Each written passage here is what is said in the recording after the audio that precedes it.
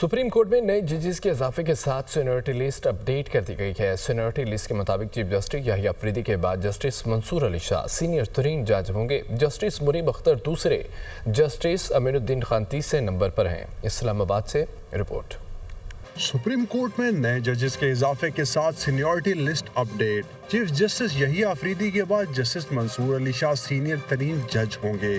Justice Munib Akhtar दूसरे, justice Aminuddin Khan तीसरे, justice Jamal Mandokhail चौथे और जस्टिस मोहम्मद अली मजहर पांचवें नंबर पर मौजूद। सीनियरिटी लिस्ट के मुताबिक जस्टिस आयशा मलिक का सीनियरिटी में छठा, जस्टिस अतर मिनल्ला सातवें, जस्टिस हसन अजहर रिजवी आठवें नंबर पर मौजूद हैं।